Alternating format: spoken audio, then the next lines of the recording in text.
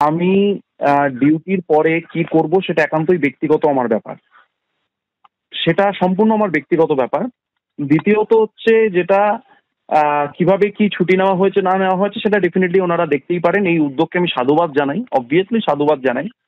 তৃতীয়ত, এই কদিনে আমরা মেডিকেল কাউন্সিলের যাদের যাদের নামে যা যা অভিযোগ করেছিলাম, বিশেষ করে সন্দীপ ঘোষ যার নামে এরকম একটা এনিয়াস ক্রাইমের অভিযোগ, আর্থিক দুর্নীতির অভিযোগ এবং এত অভিযোগ, সেই বিষয়ে মেডিকেল কাউন্সিল কি পদক্ষেপ নিয়েছিলেন সেটা আমরা জানি এবং এখনো কি নিয়েছেন সেটাও জানি। এবং আরো যাদের যাদের বিরুদ্ধে অভিযোগ করেছিলাম সেই সব বিষয়ে তাদের কোনো উদ্যোগ আমরা দেখতে পাইনি। তাহলে এই উদ্যোগগুলো তো কেন হয়েছে সেটা সবাই জানে।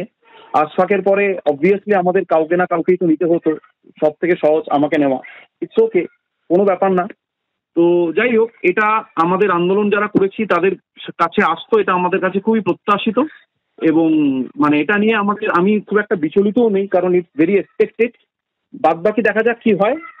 চিঠি অনুযায়ী কর্তৃপক্ষ যেভাবে পাঠাবেন। আমি এটুকু বলতে পারি, আমি কোনো অন্যায় বা নিয়ম বহির্ভূত কিছু করিনি। আর রোজগারের কথা, আমার আইটি ফাইল করি আমি প্রত্যেক বছর, সেটা যদি ওনারা দেখেন নিশ্চয়ই দেখে নেবেন, নিশ্চয়ই সেই ক্ষমতা তো নিশ্চয়ই ওনাদের আছে, নিশ্চয়ই দেখবেন।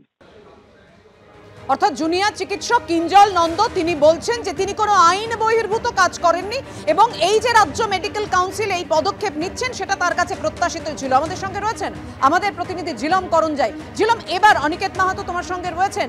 চিকিৎসক অনিকেত কি বলছেন, এবার তারা কি পদক্ষেপ নিতে চলেছে? একদমই অনিকেত, যেটা জানতে চাইবো যে কিঞ্জল বলছে যে এই নিয়ে তার একদম সব কিছু স্পষ্ট, কোনো অন্যায় কিছু করেনি। আপনাদের কাছে তো কোনো তথ্য চাওয়া হয়নি, অধ্যক্ষর কাছে চাওয়া হয়েছে স্বাস্থ্য সচিব। আপনারা কি পদক্ষেপের চিন্তা ভাবনা করছেন এই আশফাকুল্লাহর পর এবার ডক্টর কিঞ্জল নন্দ? যে জায়গাটা দিনের আলোর মতন পরিষ্কার যে রাজ্য সরকারের এই আন্দোলনকারী ছাত্রদের উপর একটা ভিন্ডিকটিভ প্রতিহিংসা পরায়ণ যে ব্যবস্থা নেওয়ার, সেই ব্যবস্থার জন্য এই যাবতীয় তথ্যগুলো আছে। তারাও খুব ভালোভাবে জানে যে এই ছেলেগুলো কী পরিমাণ ডিউটি করে, কী পরিমাণ কাজ করে, চিকিৎসা ব্যবস্থা সম্পর্কে তাদের জায়গা কী, এটা তাদের কাছে তারাও জানে। কিন্তু একটা হ্যারাসমেন্ট করতে হবে, প্রতিহিংসা মরার একটা ব্যবহার করতে হবে, সমস্ত ডিপার্টমেন্ট বা কলেজগুলোতে একটা ভয়ের বাতাবরণ তৈরি করতে হবে।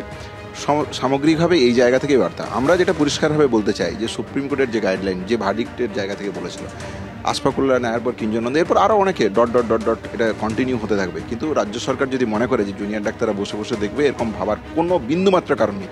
যে আন্দোলন বাংলা দেখেছে জুনিয়র ডাক্তারদের আন্দোলনের নেতৃত্বে, বাংলা কিন্তু এই ধরনের প্রতিহিংসা পরায়ণ যদি কন্টিনিউ হতে থাকে, আমি আজকে তথ্যহীন ভাষায় জানিয়ে দিতে চাই যে পরিষ্কারভাবে বাংলা কিন্তু আবার সেই অন্যায়ের বিরুদ্ধে, আশফাকুল্লাহ নায়ের বিরুদ্ধে যেরকম দাঁড়িয়েছে, কিঞ্জল নন্দের বিরুদ্ধে যেভাবে, কিঞ্জল নন্দের এই ঘটনার সপক্ষে যেভাবে তার পাশে আমরা দাঁড়িয়েছি, ঠিক সেইভাবেই আমরা আন্দোলন কিন্তু শুরু করব সমস্ত রকমভাবে সর্বশক্তি দিয়ে। কিন্তু এর পরের বারের আন্দোলন কিন্তু কোনোরকম কোনো জায়গায় আপোষের জায়গা তো প্রয়োজনেই নেই, কোনো জায়গায় নেই। সমস্ত কিছু ছিনিয়ে আনার জন্য আমরা কিন্তু প্রস্তুত। আরও বৃহত্তর আন্দোলন তারা হুমকি দিচ্ছেন, কারণ তাদের বক্তব্য যে এরকমভাবে চলতে থাকলে কিন্তু যে পরিস্থিতি হয়েছিল আগস্ট মাসে সেই পরিস্থিতি আবার ফিরে আসতে পারে এবং এক্ষেত্রে আরও ভয়াবহ হবে, আরও তারা জোরদার আন্দোলন করবে, তেমনই ডক্টর অনিকেত মাহাতো জানালেন।